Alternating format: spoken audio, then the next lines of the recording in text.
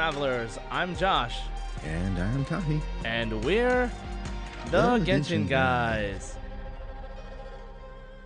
Welcome all. This podcast is for fans of Genshin Impact, the mobile game made by Hoyoverse, also known as MiHoYo. Here we talk about our opinions, experiences, and dreams about Genshin Impact. If you like our show, don't forget to subscribe on Apple Music, Spotify, or wherever you're listening to the podcast. So before we get started today, Kahi, how are you doing today? Doing rather well. Oh man, Saturday at where I work is rough. I'm sure you can relate, Josh. But yeah, I'm still feeling the effects of a really hard day at work, and I got a really good sleep, so I slept like a baby. But Nice. I'm still tired. But I'm still pretty good. I have a lot planned for today later on after this, so yeah, doing really good. What about you, Josh? Doing okay? How's your cough? Better. Not completely gone, but better. Yeah, it's been like pretty sunny here actually in Vancouver, which is cool because apparently it's only sunny like 90 days out of the whole year. So there's like Is it humid? Huh? Hot and humid, or just hot? Just hot, mostly hot. But it's like a thing here that people have vitamin D deficiency because there's not enough sun because it's just overcast all the time, and it rains a lot. So Interesting. yeah, so summer is like really beautiful and there's a lot of sunlight and stuff. But yeah, I just I'm really enjoying it now. I'm probably gonna go on some like hikes and things pretty soon. I'm really excited for that. And yeah, that's it. I'm gonna be going out to Toronto in a couple weeks, so yeah, that'll be fun too. We'll see how it goes. Otherwise, De I'm good. Fontaine, what? Yeah, Fontaine. Yeah, because you know, because there are French influences in Canada. Okay, so that being said, let's move on to today's topics. We got some great stuff for you. We have, of course, as always, our weeks in Genshin. We have Genshin news. We have the 3.7 Livestream discussion. And we have the Parade of Providence event discussion, as well as the community question discussion and the Last Wish segment, as always. So, before we start jumping into our first topic, I just want to give another shout out to the Discord. If you haven't already joined us, come and join us. It is a fun time. We're going to start doing community events. We're going to have fun in there. We have camera contests for Genshin. We talk about Honkai. We do a bunch of stuff. If you're interested in a fun community that is very easy to get along with, okay, I really love this community. Very easy to get along with. Feel free to join our Discord. The link is in the description, and we'll see you there. Okay, so let's get started first with our weeks in Genshin. So Kahi, how has your week in Genshin Impact been? It's been very focused, very concentrated, because I feel like I'm not spending as much free time or like roaming around in Genshin. I actually have I go in with purpose because I do have other stuff to do. We do have that other game that we have been playing a lot. Yeah, I'm sure Destiny you have 2. been playing a lot Yep. as well. That one too, actually. That one not so much, but just I've been finding with all the new stuff with Honkai Star Rail that Genshin is now, I go in and I have to complete a very specific mission instead of just running around doing nothing and just collecting stuff. And then when I'm done, then I go into another game, and it's very, very mission driven, which is in a way good because I don't have to, just figure out something to do in Genshin, because once I have completed the goal, then I can move on. I guess a lot of people may have an issue where they just don't know what to do in a certain game, which is why they start to feel burnout because they feel like they can't do what they want in a certain game, or they can't find a good mission, or it is kind of slow in Genshin right now too. Yeah, it is. Yeah, it's the off season. It's still, it's a little dip in the story. Right.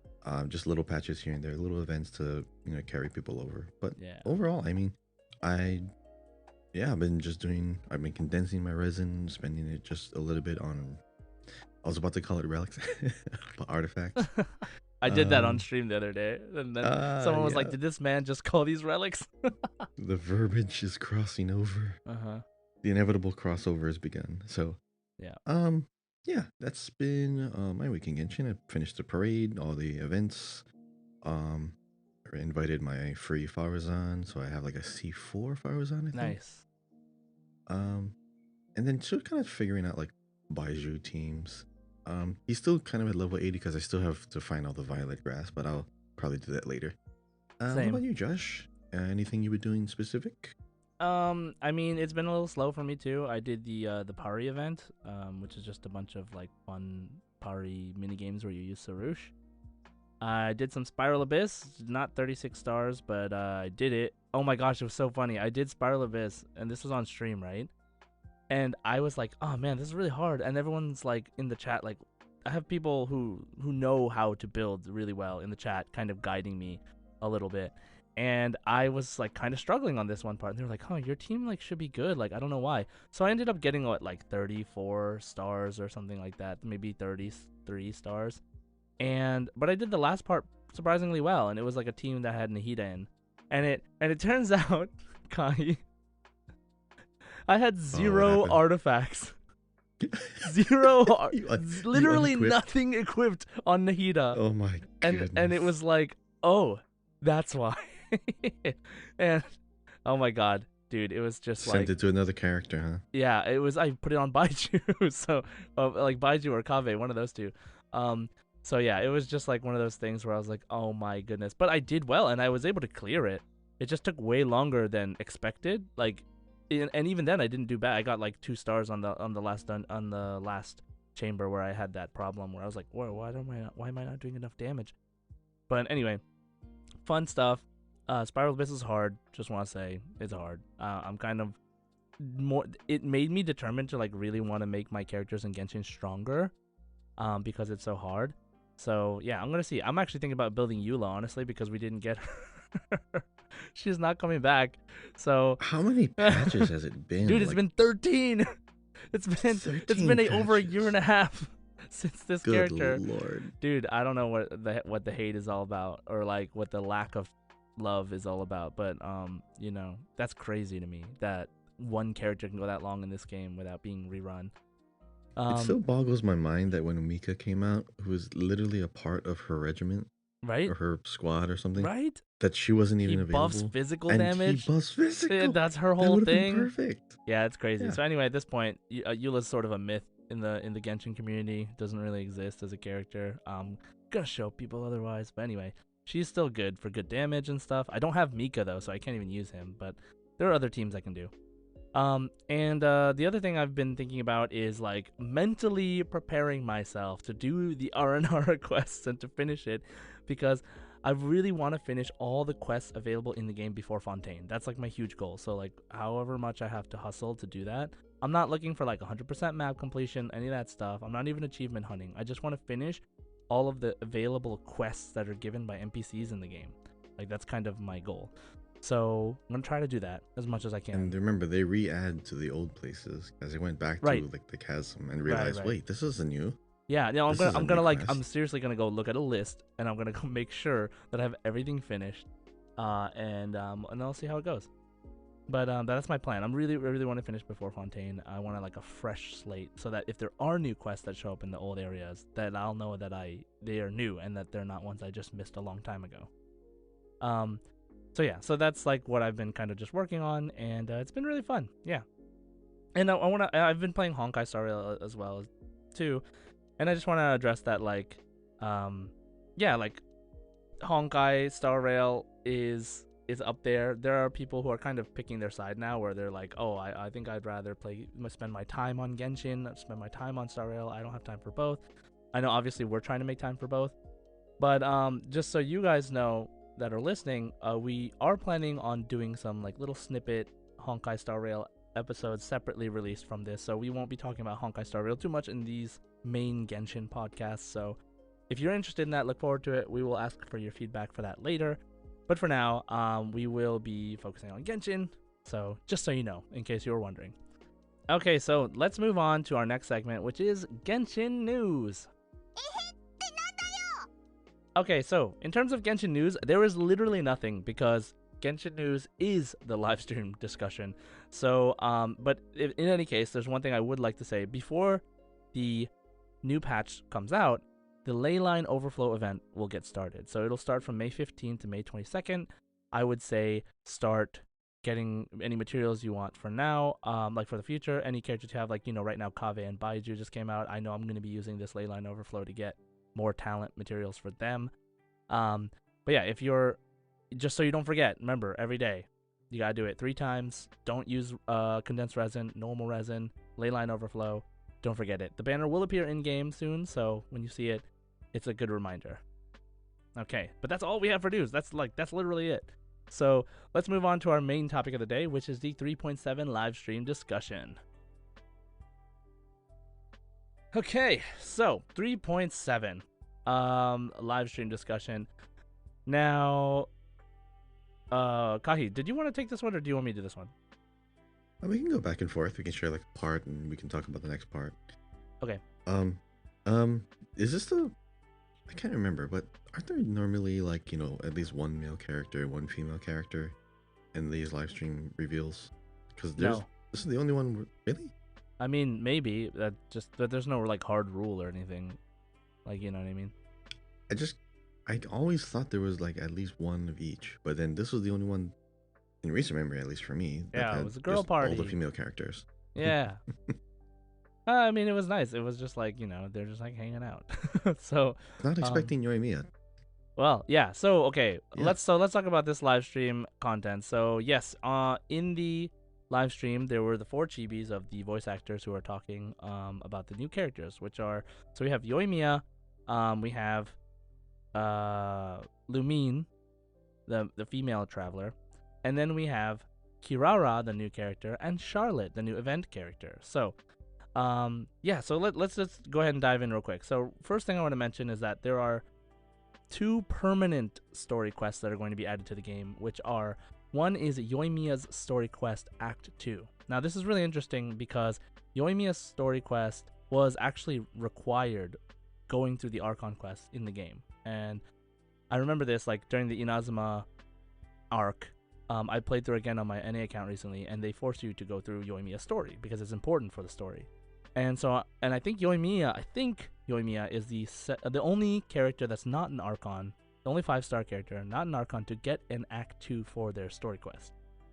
So, something to keep in mind. And I'm curious whether or not this is going to be a required quest to proceed, or if it's going to be like a sort of interlude quest that has nothing to do with like the main arc. Which I'm assuming it could be a fillery sort of side quest thing, because Yoimiya going to Sumeru, at this point we don't have any really conceivable idea why she would be going to Sumeru and how that could be important, but we'll see. We don't know, but I love Yoimiya. You know, people know I'm a Yoimiya main, so I'm excited for this. What were you gonna say, Kahi? Okay, so they said the Sakoku decree is lifted. Now people can leave Inazuma and right, travel out. Oh, I guess in and out. I'm curious if she went straight from, you know, Inazuma to Sumeru by way of, I guess, Port Ormos, or she had to go to Liyue and then go through. Because I'm trying to figure out how she got there. Did she completely go under Liyue, like all the way south and then up and then got to the port town? Maybe, right? I guess. Wait, but what? Like that whole part of the map is not even visible. I see. That's why. Because you're like, how did she get there? How did she go get through Liyue? Okay, I got it. Yeah. And, well, I mean, and if she went through Liyue, wouldn't she, you know, be impressed by Liyue as well? I'm gonna be honest. She's never seen. Most likely, we'll probably just get to Sumeru, and it'll be like, "Oh, Yoimiya, what are you doing here?" Like, and then she'll probably just say, "Oh, I came here from Inazuma," and then she won't explain it. So, never explain anything. But it's an interesting thing because we don't know what the bottom part looks like, huh? Like under Port Ormos. So yeah, interesting point. So we have Yoimiya's story quest Act 2 coming out. That's exciting. And then we have a Kaveh hangout, which is like pleasant surprise, especially considering the last event, the parade that we're going to talk about today, was mostly about Kaveh and kind of insight into his character and his philosophies. And now we get to see Kaveh's hangout. So part of me wonders if it's going to be related at all to, like, are they going to reference the Interdarshan championship that happens in this past event in Kaveh's hangout. So yeah, I'm really curious about that. But we are getting Kaveh hangout, which is cool. New 4-star hangouts are always good. And clearly Mihoyo has a little bit of favoritism toward Kaveh.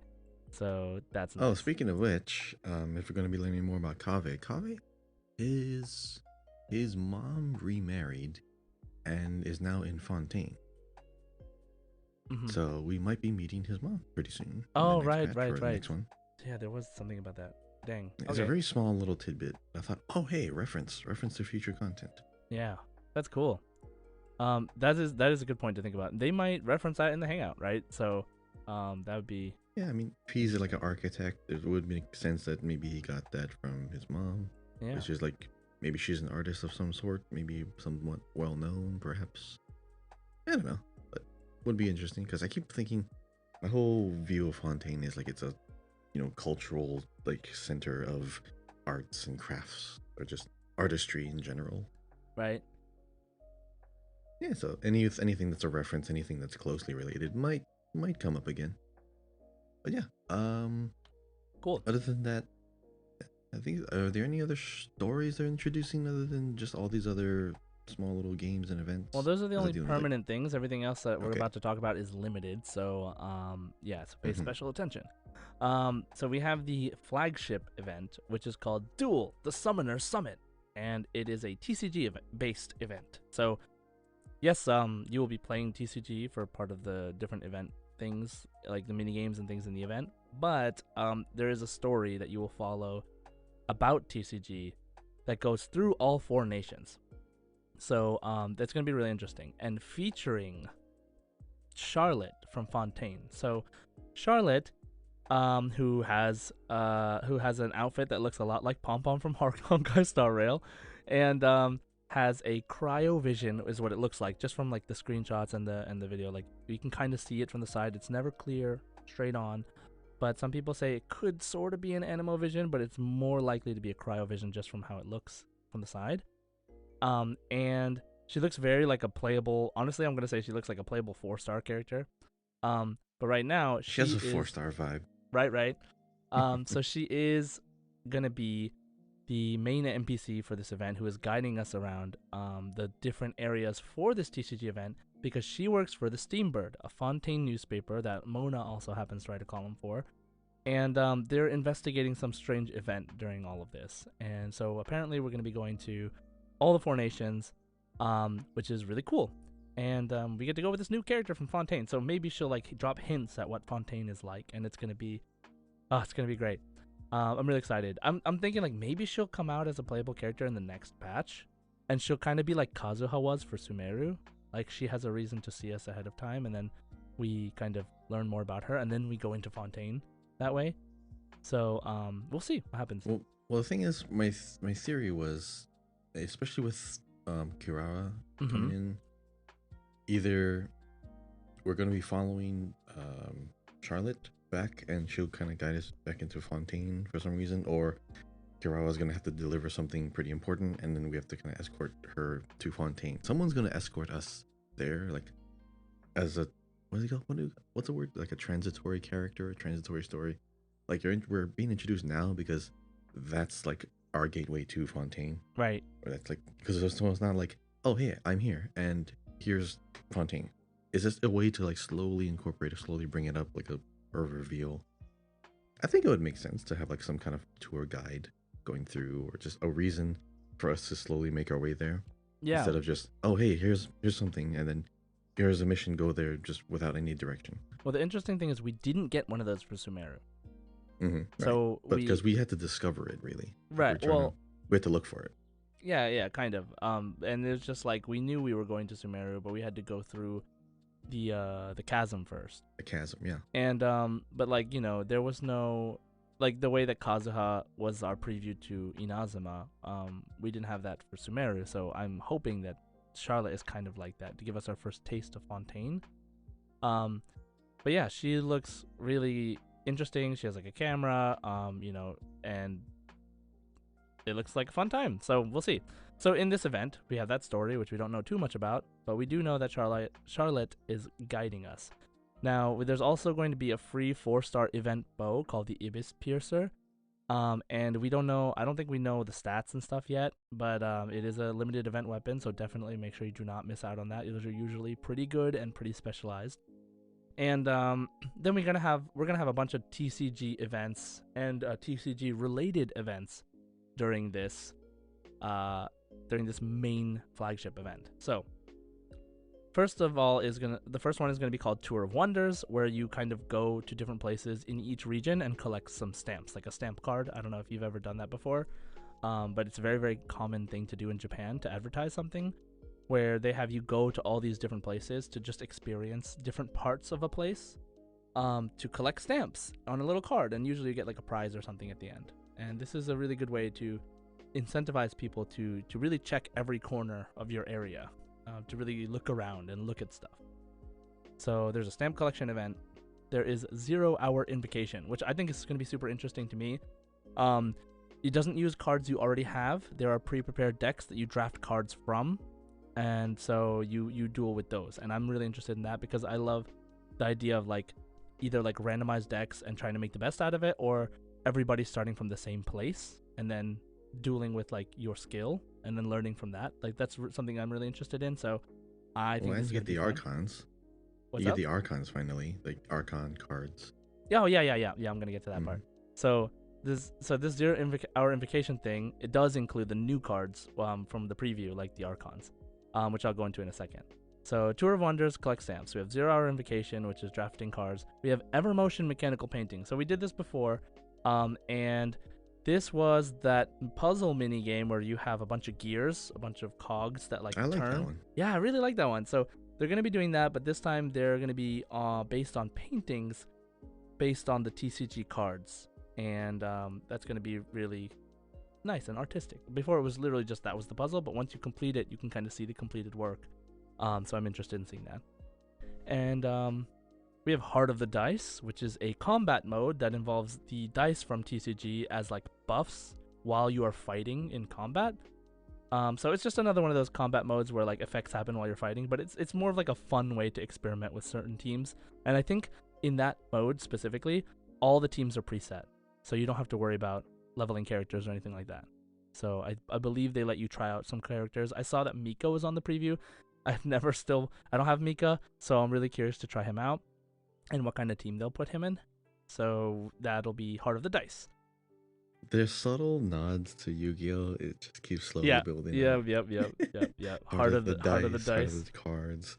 Yeah. Sino being like the Egyptian like character, and then you have Yugi being the Egyptian god. Yeah.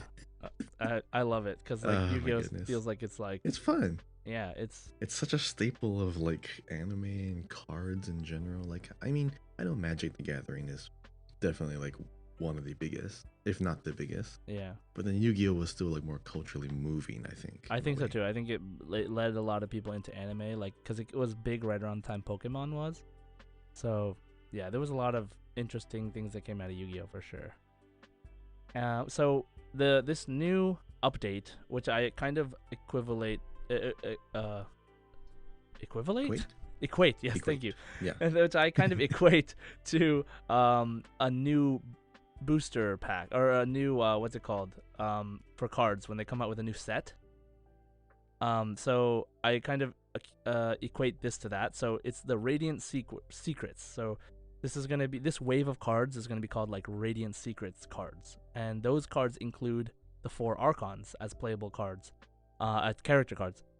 So I'm really excited to see how those shake up the entire game right now because we've had TCG for a little bit. They've gotten some new cards, and yeah, there are some generally good teams, but obviously the Archons have a big impact in teams in Genshin in general, and TCG tries to mirror how effective and how some characters work together outside of TCG. So I'm thinking like, for example, something like Raiden Shogun, her burst does more damage if you use your teammates' bursts first. Something like that, because that's what her character does. So seeing that in TCG would be really interesting. Of course, we have Zhongli, Nahida, and Venti coming as well, so I'm really curious to see how they play and how that changes all the kinds of teams that we can make, because those are 4 big characters coming to the game. So Kahi, have you been playing TCG at all recently? I've kind of been picking it up a little bit more, but like, what about you? Have you been doing it at all? Not really. I'll say for like turn-based games, I've been just dipping into Star Rail. The last time I played TCG was kind of a while ago, because I mean I already got all the cards I wanted. I got all the shinies that I wanted. My deck is really good. I think if anything, because my main elemental deck is Geo, I might maybe, yeah, I might go after Zhongli because I'm sure he will be good synergy with all my other cards. But so far, like because I already have everything I want from that mode. I don't feel like I need to actually keep playing it if I'm just trying to waste time. It's a fun game mode, but I don't feel like I have to keep pouring so much time into it right now. Right. Yeah. So I'm maybe I'm assuming what this is meant to do is also to get people reinterested in TCG a little bit. So maybe we can try it out. I'll It's great for probably new be. players too because it's a Oh yeah. good dive, good first impression. I mean, I'll most likely be doing all my TCG stuff on my Asia account first. So, I don't know how caught up I'll be with my NA account for us to play, but we'll see. I kind of been not playing my NA account recently, just because it's like splitting my time between so many different games. I just got Legend of Zelda, which I haven't even started streaming yet. um, but yeah, there's a bunch of different things, so I kind of want to focus on one of my accounts right now for TCG. I know my wife plays TCG a lot, so that's good. Like, I can play with her on the Asia account. But we'll see. I'm really curious about if players will become more interested in TCG after this. So those are some of the different things that are happening. We have those modes that are TCG related, and then we have the new cards, and then we have the Arena of Champions PvP mode, which the goal is to accumulate 5 victories, but you lose the challenge if you lose 3 times. So, what is it like? Yeah. So I mean that's the whole thing. So win 5 times, but if you lose 3 times, then you lose the challenge. You have to start over. So. Pretty interesting. And then we have To me, oh yeah. but it's before it's almost too coincidental at this point. So in Destiny 2, there's this game mode called Trials. And then if you get 7 wins in a row, then you actually have completed that whole PvP event and you get to go to a special area for your rewards. But if you lose 3 times, then you have to restart all over. Wow. That's literally the same thing. What the heck? That's so crazy. Because didn't you These say games something like share last so much week? in common. Yeah, last week you were saying something about like the Inter-Darshan championship being like a similar Yeah, thing like there's to like Destiny. there's like class battles, and there's class battles in both games. These games are more similar than they are like different. Which is ridiculous. That's and so scary weird. in a weird, because they're completely different genres, Yeah. different stories, No, different looks, totally cosmetic. different. Like, okay. Anyway, that's weird, but Mhm. so we have that mode. So we have a Destiny 2's Arena of Champions PvP mode in there. So we have Forge Realms Temper PvE mode. So this is one of those challenges where it's kind of like where we have them in the normal Genshin game as well, where you fight really difficult bosses, but you can like tack on different conditions that make the game harder for you, but you get extra points.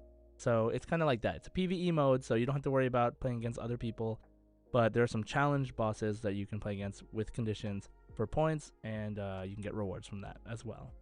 So that is Forge Realms Temper PvE mode. Okay, so that's basically everything that encompasses the TCG flagship event. I don't know if that will start first, if that is like what the event starts with, because like for us in this past patch, the Parade of Providence actually happened in the second half, I believe. So yeah, it was interesting that way. But anyway, we have this event is the main event of patch 3.7. Now, outside of that, we have a couple of different things. We have the Divine Ingenuity rerun. So this is going to be that mode where, I don't know if you've played it before. If you've been around for a while, you might have seen this, but it was a create your own domain mode. And so this is a really interesting concept because it's basically like making your own game in a way, right? You make these maps, and before you would have coins that you would have to collect, and you can design where the coins are. You can decide like where the blocks are, where there are like things like wind currents to boost you up, and like how you can kind of plan how you want someone to go through your dungeon. You can make it really challenging. You can make it a maze. There's so many things you can do. Now, this time, they've upgraded a lot of things where you can add monsters, like waves of monsters. You can add those little elemental turrets from the tower defense game also. So there's a lot of new things to do. To check out. It's co-op too, so it could be fun to do on stream. It could be fun to like, apparently like people used to take the old one and challenge people with their like, hey, try to clear my domain and stuff like that. So that could be something fun to do on stream or to watch other people do. So divine ingenuity is pretty interesting. Yeah. What do you think, Kai? You know, one thing I'm hoping that they let you select the difficulty of the enemies, because I want them to be able to be like, you can choose to make them immune to damage. So instead of just worrying about defeating them, you have to actually use your abilities to like get them out of the way or push them around a little bit, Oh, that's or like good. freeze Yeah, them that makes or sense. like disable, because that is a lot more different, a lot more fun and engaging than just, okay, just get them down and they're done. They're actually going to be a persistent, you know, obstacle, like a moving obstacle. Like if Right. you have to move through the domain, you have to keep moving forward while they keep trying to push you back, and it's just basically like a whole tug of war kind of thing. Yeah. I would do that. I want to make them immune. Yeah, well, let's see. I mean, that'd be cool. They would just be like more of a distraction to make it harder for you than more of a like a just kill these enemies real quick and get it over with. But your team would actually your team would matter. Like you have to have a team that can make you like more mobile, or a team that can freeze, or a team that can, you know, do animal and just push them away. Yeah, I'm curious because I remember last time you couldn't use abilities, so I wonder if they'll even let you use abilities this time besides just the sword. Oh, if there's enemies, sure. Yeah. So yeah, we'll see. So that's the Divine Ingenuity rerun, and then we have the phase trials, which is we've done this before, where like a Sumeru researcher wants you to help with their research on enemies, and so you're fighting in a domain basically, and then you take like a picture of as many enemies you can in a frame to like to check their weaknesses, and then it goes bing bing bing bing bing bing bing, and it does like a bunch of damage, or like it like debuffs them or something, I don't know, but basically it's a combat trial with some extra gimmicks. And it's pretty fun and simple from the last one that I remember. So I'm assuming this time around will be the same thing with some minor differences. But it's pretty fun.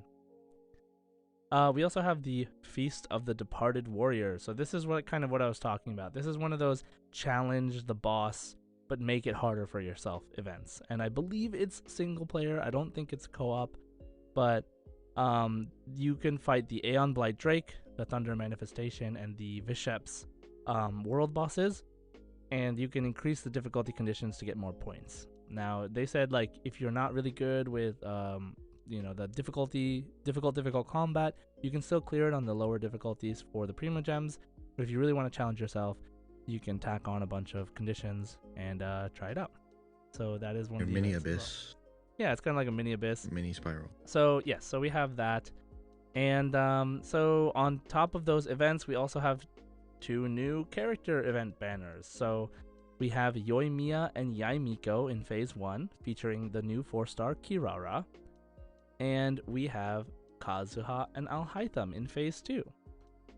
So, Kahi, are you, like, interested in Kirara at all? Slightly, because she turns into a box cat, and this is the one thing that made her like really, really interesting. She can just literally run up a wall without consuming stamina in that ability, which is new, which is a very good way of exploring. It's slightly faster than climbing, of course, I think. Doesn't consume stamina, but it's tied to an ability. So yeah, that could actually be really interesting, because if you can use that in a domain to somehow to your advantage to get up, I think you can also like jump higher while you're in that mode. Oh, I don't know about that. Like diving attack. I don't know about that, but if you can do that, that sounds awesome. But I don't think you can climb in domains and period, so probably can't do that. But yeah, I mean, she's a like a shielder, like a Dendro shielder. So I mean, we have Baiju, personal shield. Yeah, we have Baiju, so maybe not a lot of shields lately.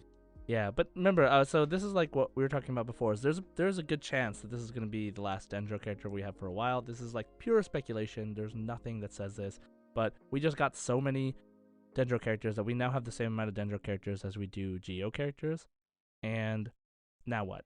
So we'll see where it goes. But me personally, I'm not really going to be rolling for Kirara because she's a 4-star.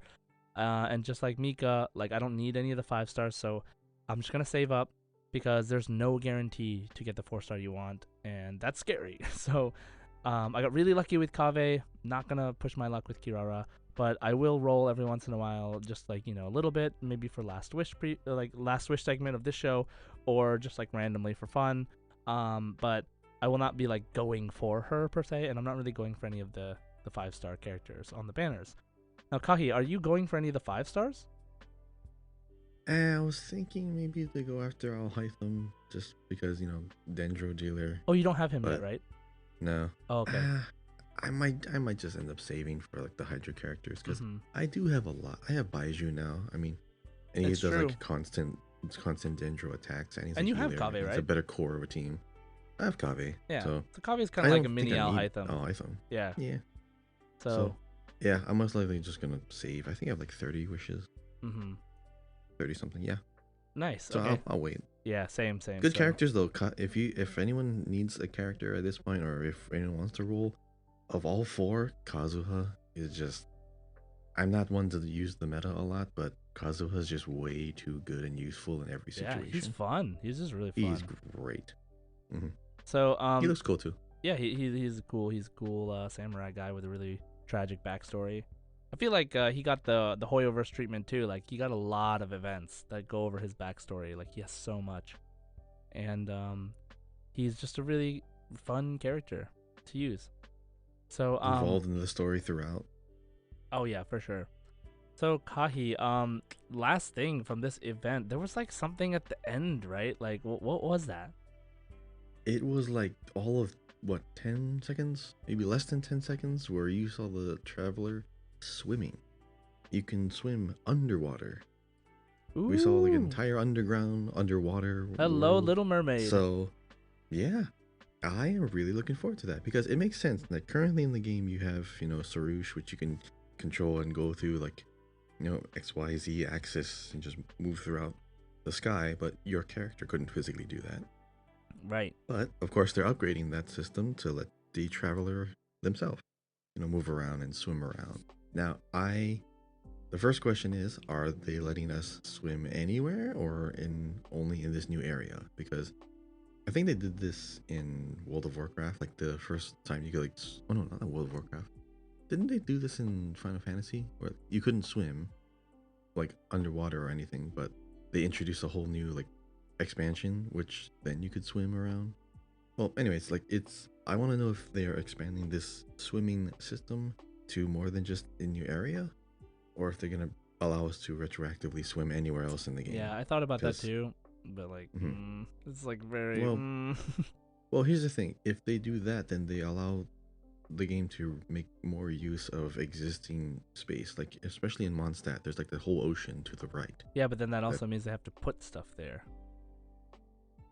True. It can't just be like empty water. Like it would have to there would have to be some sort of purpose. Yeah, but it allows them to fill that space with new things. Like they can update the new. Actually, no, there's so much water. There's so much, but the thing is, like, if they do that too early, like if someone new starts the game and they just turn around and swim, and then they're in a place where they're not supposed to be, like, so well, they early. might have to unlock the ability to swim. Like, Oh, that could be it. Yeah, Yeah. like that makes sense. The The thing blessing is, of the Hydra Archon or something. dude, what happens to Paimon? She can't swim. She exists outside the game. So she'll be fine. So like the swimming thing, right? Like now we don't know if this swimming thing is like Fontaine preview or if this is like a summer event preview, because it's almost summer and next patch is around when they might be doing something for summer. So I saw a post about like Eula not being in the banner, and then someone was like, "It's okay, guys. This is a win because the summer event should be coming up soon." So that means Eula can get a summer costume. For summer. Yeah. That might be the case. Yeah. That could be good. Yeah, I mean, imagine like Amber and Eula summer costumes. That'd be great. Amber and Eula in the summer. Yeah, because you have the 4-star and the 5-star. That would make sense. Because last time it was we Jean had and Barbara. Jean and Barbara, and then the next summer outfit. No, that's it. That was it. Those were the only summer outfits. After that was Kaching and Ningguang. Oh yeah, there was no outfits. Yeah, and then Diluc and yeah, that was during the New Year event. Right. So so like this they just showed the traveler swimming underwater, but like it could be anywhere. They could even be bringing back Golden Apple Archipelago again for the 3rd time, but then this time we swim underwater. Like that could literally be what it is. So The islands you don't know. appear. We have to swim after it. And again, so this is the thing, right? Think about this. They brought us Golden Apple Archipelago before Inazuma. And what did they do? They introduced the boat. And then we needed the boat for Inazuma. So, if we think about that, if they bring us Golden Apple Archipelago again, but then they introduce underwater swimming, then maybe They will underwater perfect swimming it would for be Fontaine. Yeah. yes, for Fontaine, which is a water-based nation, a hydro-based nation. So I feel like we could be seeing a preview for some summer event. So we'll see, right? I don't want to say like, oh, this is Fontaine for sure, because there's nothing that showed that actually. Just showed a new mechanic. I don't think we even know if Fontaine is like above water or underwater. Right. I don't think we know that either, but no one knows. No. yeah, still, man, we really just don't know anything. But yeah, it's It'd be cool if it it's was great. underwater. I really, really, really hope I don't see anything spoiled on my timelines or anything like that. I really, really want to experience it the first time watching the live stream and playing it. So I'm really excited because like I really have no idea. You know what I mean? Like we don't know. Like, and so the thing is, Charlotte might drop us hints about Fontaine. I personally don't think that the entirety of Fontaine or the main city is underwater, but there could be parts that are underwater. You know what I mean? So that could be really interesting. Aquarium. Yeah. So we also have so one thing, last thing I wanted to mention about this live stream event was that there was some differences between the Japanese stream and the English stream, as always. And in the Japanese stream, we actually had Kave, Kazuha, Kokomi, and Yoimiya as the four that were talking. So, you know, a little bit more varied, I guess. But we didn't have the two new characters, which I thought was cool. That the English one had Kirara and Charlotte because they got to like introduce themselves a little bit. Obviously, they're not completely in character, but they did get to talk about their new characters a little bit and kind of drop hints about their characters. But in Japanese, they didn't have that. They had Kokomi and Kazuha and Kave instead of, you know, Lumine, Kirara, and Charlotte. So just an interesting thing. But anyway, that's basically all we have for the 3.7 live stream discussion. What do you think about it? Let us know in the comments. What are you excited for? Come join us in the Discord and talk about it. So let's move on to our next section, which is the Parade of Providence event. So I'm going to go ahead and summarize this really quickly. There was a lot that happened, but here it goes. So the Academia Extravaganza is an event that the 6 Darshans participate in. There are 2 parts of the event. The Inter-Darshan Championship, which is held every 4 years like the Olympics, and the Wisdom Gala events that are held annually. The story takes place during the Inter-Darshan Championship, and the Wisdom Gala is all the event minigames. So a quick summary of the Inter-Darshan Championship story. So the representatives of the Darshans are Tonari, Saino, Layla, Farazan, Kave, and Hat Guy, aka Wanderer. And all of the representatives have some reason for entering, and some have a desire to win the championship, but some don't as well. Traveler and Paimon are invited as guest commentators alongside the main commentators Alhaitham and Nilu.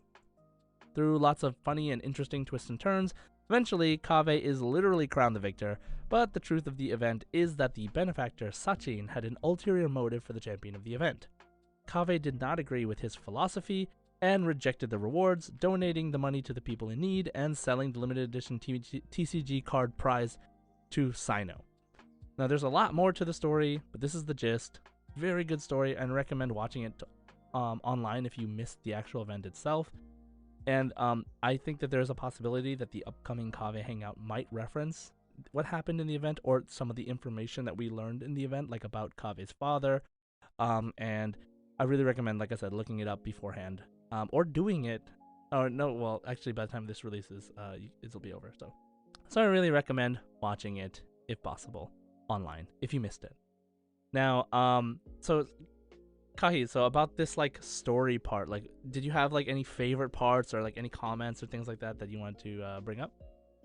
If I had to pick a favorite, it's probably just gonna be the ending, because it seemed to be focused very heavily upon like Kave, because, well, spoiler, he was the winner. And he pretty much just straight up gave away the rewards. So that was pretty cool. That was unexpected. But I mean, along the way, you're learning about his character, and it starts to make a lot more sense why he would do that. Um, it's a good condensed story. I'm still not too sure why Wanderer even had to be here if he had to, but it was just like another test of some sort, or just kind of getting him used to being around other people. Like Nahida, I think Nahida's reasoning for putting him into the event was just so that he could make friends or something, to just get involved with other people. Something like that. Yeah, something I about I like was trying about because he has like a thesis about people and like he's yeah. trying to learn about people. Yeah, so makes sense. I would I was hoping like Wander would come up during a very important moment because that way his return would be a little bit more grand. But I guess they just can't let him go. He just keeps Yeah. coming back We again. even got to see like a little bit of Mhm. Wanderer's kindness, right? Like when he gave Mhm. Tanari his water, I think it was. Right. Because Tanari was like getting really tired in the desert. Mhm. That was cool. Good little moment. He's gonna be like the typical like male tsundere character. Right? Just do things because no, it's not because I like you. It's not because I have feelings for you or anything. Yeah. What is it? What's that again? Oh, Vegeta. He's basically gonna become Vegeta in this whole universe. Oh gosh, like in Dragon Ball? If Traveler's Goku like wanders Vegeta. Oh my god, it's so true. That's like the perfect way to put it. Like the frenemy, like you know, like Pretty much, yeah. kind of used to be evil is sort of still like a jerk, but is actually like a good guy, but Or like and also chaotic good. never No, not wants to help, chaotic but good, always that's the ends other up one. helping out anyway. Like so Mhm. funny, Like hates to help. right? Yeah. I'm still curious if they're gonna keep bringing Wanderer back up. How long is that gonna last? Because Wanderer is still pretty important to the story. He was like an ex-harbinger, even though technically in this current timeline of events, they don't know he exists, or he does not exist to them. Right. 'Cause his Unless, well, seat's now vacant. he exists to the other Descenders, right? Because they don't Correct. forget. So Yeah. I guess the harbingers at this point don't know him. As So far they as far as wouldn't we know, really yep. recognize him. Yep. Okay. So yeah, I'm curious too because like going to Fontaine, will there even be a place for Wander to come to Fontaine for any reason? I mean, they have some ties to Fontaine because of like his past, I guess. But No, I not think that's not really. That's not.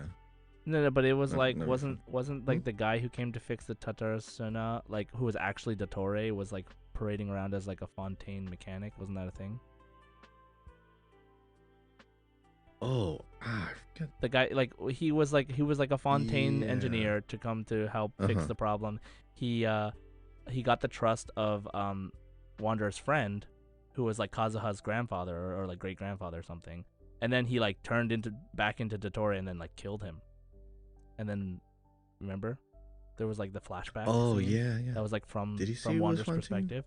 Yeah, I think so. Okay. Well, Okay. we can double check that later, but yeah, I believe that was a thing, and I feel like that would be the only tie that he has right now to going to Fontaine for any reason. But will he come back so soon? I personally don't think so because he got so much spotlight time in everything involving Sumeru. So you know, I like obviously they really like him and his place in the story, but like whether or not it's going to be relevant in Fontaine, we have yet to see. So. Yeah, so that's an interesting thing. For me, like Interdarshan Championship story, like I really liked seeing all the characters interact with each other. Obviously, I really felt like this event was a celebration of all of Sumeru's characters, like all the Victory characters lap, we I like met. to call it. Yeah, we got to see everybody. Like yes, Tanari, Sino, Layla, Farzan, Kave, and Hat Guy, Wanderer were the ones participating in the event, but Al Haitham and Nilu were there to commentate. Candice and Dio were also there for parts of the story, and Nahida was also there for part of the story too. So At the end, yeah. yeah, we really got to see everybody. It makes sense to end with Nahida. Even Kale was there for a second to help out Tanari with something. Dory was also in it as a important backstory kind of thing. And yeah, so we really had every Sumeru character that was just there. It was pretty great. So good way to wrap it up. Yeah, I think it was a very good closeout for like the Sumeru main story. I'm trying to think if Inazuma had anything close to this. I mean, it was probably spread out over time, but yeah, we did see a lot of the characters at the end, but not in a condensed form like this. Not so much a hey, everything's fine and dandy, let's go have fun. Yeah. But I mean, so Inazuma was still kind of in the middle of something. this is me kind of speculating. So this event ends Sumeru. That's it. There's no more Sumeru Yeah, like based exactly. story happening from now till Fontaine. Then the next story quest is I mean there's the TCG thing that's happening. So that happens kind of across everything. So that is like a all encompassing everything event. And then Yoimiya comes to Sumeru. But I wonder if that has to do with anything related to us going to Fontaine, or if it's really just a complete side story. But I'm curious if we will see any of the Sumeru characters during Yoimiya's story quest. We might see a couple, but I don't think it's meant to be about Sumeru. It's meant to be about Yoimiya, right? Right. And then the next patch, which is supposed to be, just according to the pattern, the last patch before going to Fontaine, we'll get something like Golden Apple Archipelago or something that's like somewhere else that leads like us into Fontaine. Event. Yeah, like something like that that takes place completely outside of Sumeru, to kind of get our heads out of Sumeru and then go to Fontaine. Because the last Archipelago event, we were talking with Nahida telepathically, right? And showed the Dendro icon, right, Dendro symbol. I thought that was like the other character, the Harbinger. What was her name? Columbina. Columbina, right? Yeah. Because she had like a weird power. She had the ability to kind of like talk using song or I don't know, something like psychological.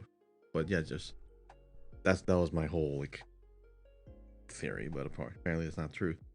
So yeah, there's always gonna be a teaser of, you know, a reason, something to compel and propel us into the future event. So yeah, the next one is going to be a transition. Yeah, so I'm excited to see like how that actually ends up playing out.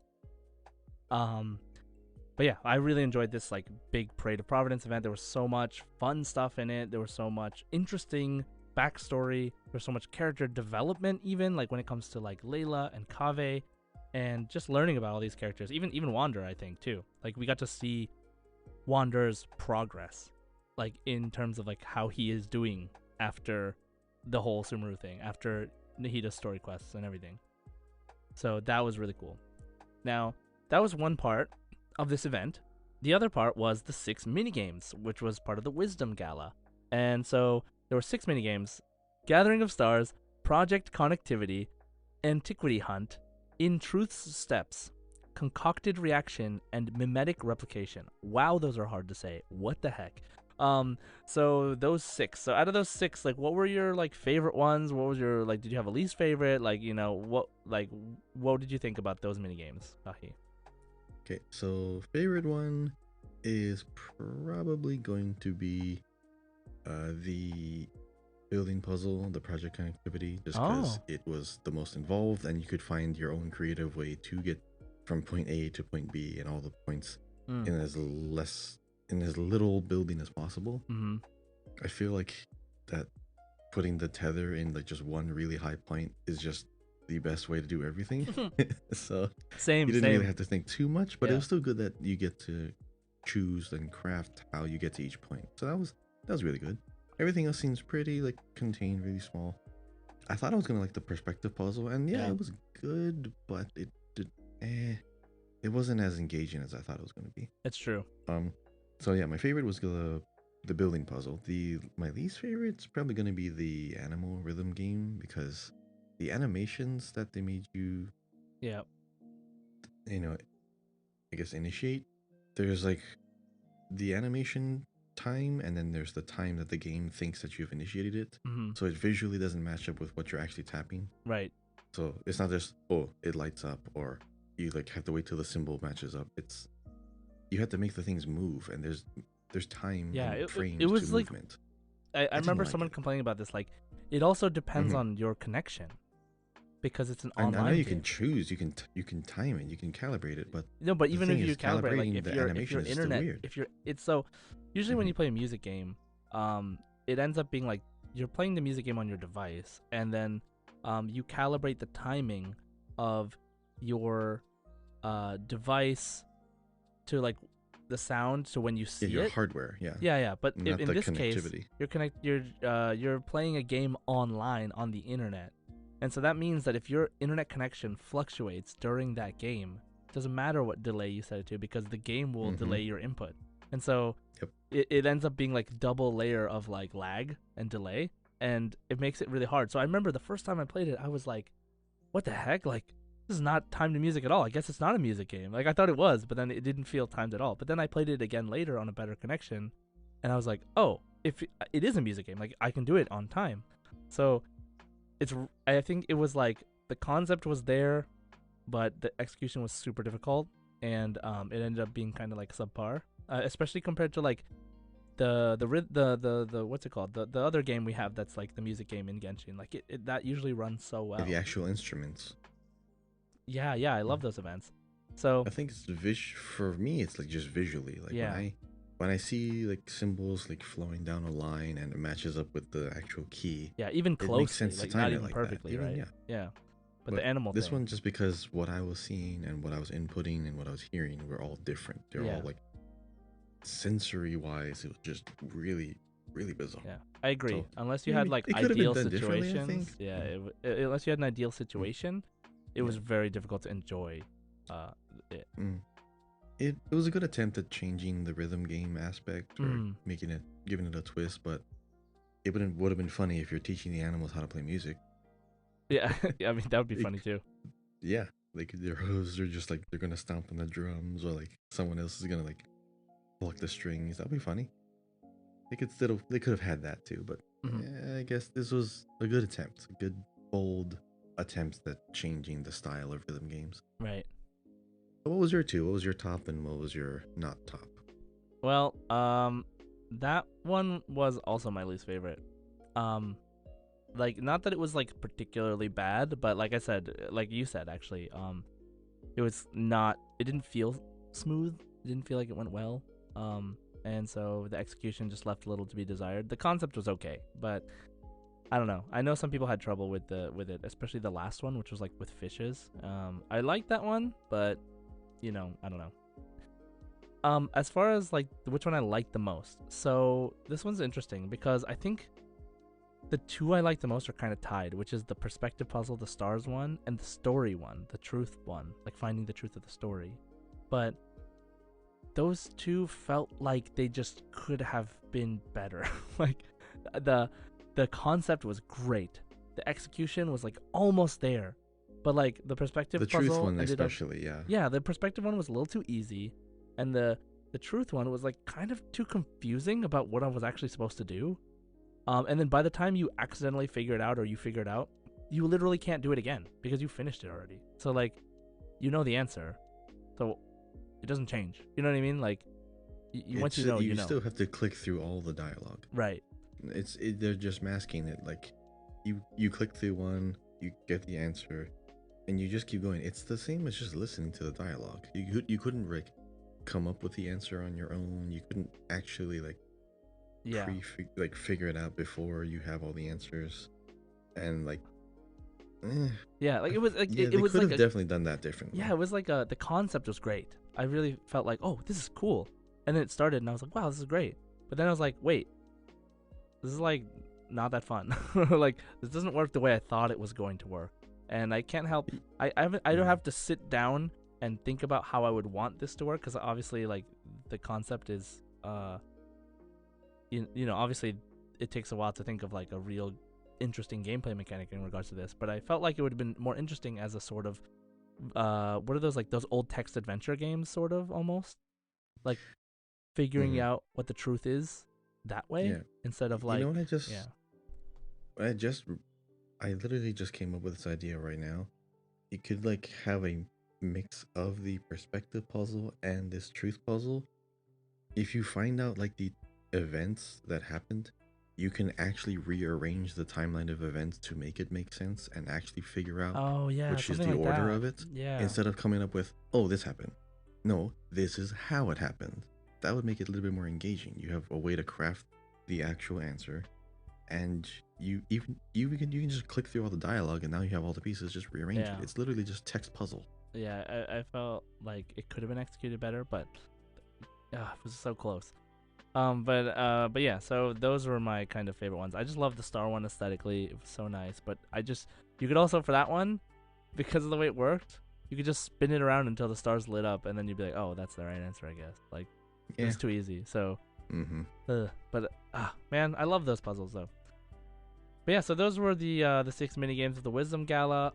Which one did you enjoy? Let us know in the comments. Let us know in the Discord. But it was a really great event overall. Like, honestly, like as much as we just like said like, oh, it could have been better or whatever, with the mini games, they were generally fun, generally simple, still fun, still enjoyable. It was a nice, interesting way to introduce 6 different games in one event, and then thematic. it was thematic, and we had the Interdarshan Championship, which was super cool and very funny and very interesting when it comes to backstory. So yeah, I think it was a great event overall. And I would like to move on to our community discussion question. So, last week, Kahi, what was last week's question? So last week, we asked you if you could give a playable character a pet that doesn't already have one, who would it be and what animal? So, Baiju and Changshin, you have Diluc and his owl, which is an eagle, actually. Oh, right. It's an eagle, isn't it? That's probably right. Yeah, okay. So yeah, what character would you give a pet, and what would the pet be? What about you, Josh? What's your answer? I think I would give Dia a big dog. I don't know what kind of dog yet, but I'm kind of thinking like a wolf-like dog, like a brown wolf, like kind of like that. The lynx. Give her the lynx, the big cat. Yeah. Oh yeah. The mix of both. Oh, or big cat. Yeah, because of her like cat-like ears. Yeah. Big She's dog, big cat. One of those things. Like Wasn't she called the lion? She's lion. Oh yeah, No. dude. She should just get a The lion. What am I lioness. doing? She should have a Yeah. lion. What am I talking about? She should have a lion. And I clearly didn't realize that when I was thinking about this, but yes, she needs a lion. She does seem like a dog person, but She she does, has, like, but cat-like lion. But she's features. the lion. Yeah, Mhm. the lion's like a big lion, so a big cat. So Big okay, cat, yep. what about you, Kahi? I'd give. Well, I mean, if you have an animal that perfectly matches the character, give Yaimiko an actual fox, because she was a fox and she controls electric foxes, and she is literally the fox shrine maiden. It makes sense. Oh, she's a fox. Just aesthetically, she literally is in all ways. In all manners of speaking, yes. Mm-hmm. So yeah, to me that makes sense. I just don't know how I don't know what the fox would do. I don't know what the personality of the fox would be. I don't know what it would say. What the fox would it What do? would the fox say? What does the fox say? What does the fox say? I don't know. Sorry to bring up another old meme, but Oh my yeah, God. it's I realized I remembered actually. That you don't know what the Yaimiko, fox Raiden actually Shogun says? and Oh, sorry. Wanderer. Well, they actually already have like a animal in their idol animation. They all have the bird. Yes, you mentioned that. Remember? So technically, they already have an animal in their character model, but Yeah, but they don't have. Not That's officially. not like their animal. It's just an it's animal. not a pet. Yeah, It's yeah. just a thing. Yeah. It's just an animal. Mhm. So what is everyone on the Discord saying? What kind of animal pets are we coming up with? Okay, so Solito says Paimon needs her own tinier Paimon to converse with. And it's smarter. Yeah, a smarter Please one. make it smarter. Oh, please. Oh That my would be god. great. No, yeah, okay, that would be really funny. Meowie says give Alhaitham a very happy pup, and he will love and confuse all Sumru. How? Why? What happened? Is he the Alhaitham we know? Paimonyaka? Oh my god, this is so good. Paimonyaka says a parrot on Sino's shoulder that repeats parts of his terrible jokes. Can you imagine? That would be funny. Oh my god, that's great. That would actually be pretty funny, yeah. I can imagine, dude. It just repeats the punchline. Like that's it. Like rah! Oh man, that'd be great. Give Kale a cat that looks like Colin Ambar. Oh yeah, wow. That'd be interesting, actually. Kale with a cat. A green cat. You imagine? That'd be so cool. That would be nice. Tanari with wings says, as much as I would love to give Tanari a pet, I think he's kind of a pet himself, LMAO. So I'll give Kaveh a desert fox, for Disney princess reasons. He deserves one too, who's just as proud and unapologetic as he is. It would be so cool, and I really imagine him doting on it too. Well, clearly Makes sense. Kaveh has an affinity for Mhm. desert foxes, as we saw in the event. Mhm. Oh my god, this is great. WL Forever Bana says, I would give Klee a golden retriever. She's literally bursting with golden retriever Oh energy. man, I can imagine her running with it everywhere in that's actually Mondstadt really good. and going fish Hmm. blasting. Oh my god, that's amazing. Or like riding it like Anya and Yeah, oh Bond. yeah. Oh my god, it's just like Literally Spy that. Family. Oh my god, that's Hmm. great. Hmm. I love that. Insignia says, a magpie for Mona that brings her random things. Sometimes it's shiny stuff like Mora or a jewel she can pawn, and sometimes it's the most random BS like Glory's blindfold or half a sandwich it stole off someone's plate at the Good Hunter.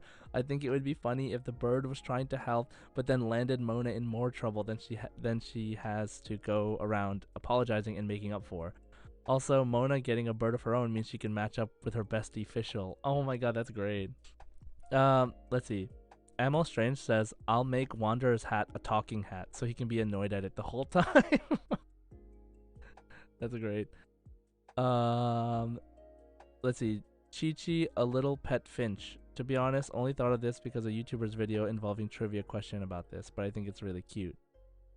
Oh, so Apparently a bird. Interesting. in the teapot, one of her conversation options leads to her saying that she really wants a pet finch.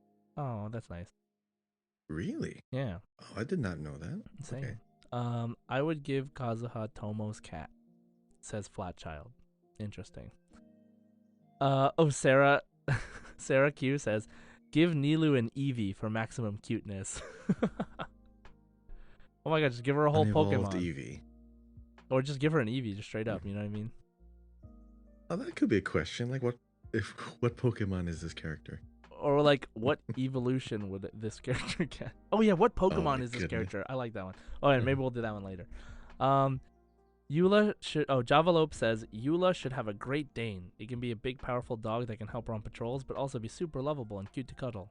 Nice. So basically, Eula should have Scooby-Doo, is what Ja was saying. Chemleon says, I would give Bennett a lizard. I can just see him trying so hard to take care of his lizard and being a good lizard dad. You know, I kind of see that. I kind of see Bennett having a lizard. What is this?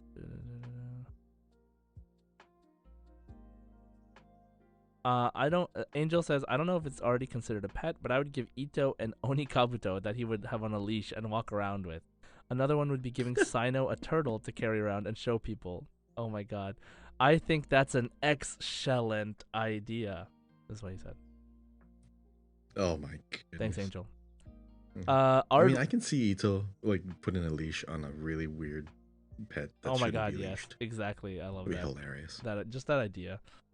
Ardwolf says, give Beidou a super ornery pirate parrot that just has a ton of attitude and is just pissed off all the time. It would sit on her shoulder and talk down to everyone, please. both literally and metaphorically. Oh my god, it's great. Retro Sky says, can Tanari have a horde of desert foxes follow him home instead of Kaveh? For food for thought, Tanari's Disney princess era. Oh my god, yes, the foxes, man. That last event with all those foxes, that's pretty great. That was a pleasant surprise. That was fun. Right? That was super fun. Okay, so that's all for Discord. Kahi, what do we got from Spotify? We got a few from Spotify. We have Kamisato says, I would give Hazel a dog to help him with his detective work, or I would give a bird, a like phoenix or a dragon if that's allowed, to Wanderer, my favorite character by the way, because they can all fly. So first of all, Hazel with a dog makes so much sense because it is a detective. Oh my god, you're right. He would actually have a companion that helps him like sniff out the clues and oh all dude, the he should have evidence. Scooby-Doo. Isn't that great? If anything, yes. Wanderer with anything that can fly would be great, like a bird. I think a bird would be good. I think a dragon would be cool. Dragon would be nice. That's a little overpowered for like someone's pet. Debatable. Next up we have Katsuha says, I would give Kaveh those foxes from Parade of Providence, or I would give Tainari an owl. Oh. Because I think they would be really cute. Man, they just love those foxes now, ever since Kaveh had them following him. Right? I think Tanari with an owl sounds cool. Good old James. Would give Klee a rabbit like Dodoko. Nothing else to say, except #Klee. This person loves Klee, I swear to God. Yeah. Next up we have... what is this? Oh, kind of a weird name. I'll call him Lots. So Lots says, I give Nahida a hamster because when she was locked by the academia, she was in a hamster ball. Oh, well. Nahida is cute, please agree. Yes, I'm pretty sure everyone agrees unanimously. And then we have the Quiet Gem says, I give Ether Lumine a puppy. Oh, yeah, main character. A little That's mini nice. dog. Give them a dog. Why not? Give him a... It would be a corgi. Yes, Oh my I God. declare it a corgi. Okay, I don't know how that corgi's going to keep up with all the adventuring, but good luck. Make it fly. Oh, flying corgi? Now we're talking. Now we're talking. Now we're talking. Actually, make it fly because Paimon will make it fly and ride it around. Oh, man. All right, so that will be all of our answers. Josh, would you like to introduce next week's question? Yeah, so next week's question. What would be the best thing that you want to see in an underwater world in Genshin Impact? So we got that preview of swimming underwater. What do you want to see underwater? Let us know in the comments, in the Discord, or on Twitter by replying to this episode tweet. Okay, we're looking forward to hearing from you, and we'll hear about it next week. So, moving on, let's move to our last segment of the episode, which is the One Last Wish segment. And in this segment, Kahi and I will be wishing exactly one time from any banner of our choice. And we will let you know what's happening. So, Kahi, do you have your game loaded up? Loaded, locked, and loaded. Okay, so you want to go ahead and go first? I shall be rolling on the weapon banner because I think I'm just going to save it for the next character. I still have to level up Baiju. I don't want to have another one on my plate just before Fontaine or just before Kirara. Right. I might get her accidentally, who knows. Right. All right, rolling on the weapon banner now. What color? It is blue. And so am I. Oh. Oh no. Magic Guide. What is Magic Guide? I think that's a Hydro one. Alright, Josh, what'd you get? Alright, so I'm going to be rolling on Baiju banner because I'm still trying to get another Baiju or Kave. Let's see what happens. And I'm going to wish right now. It's blue.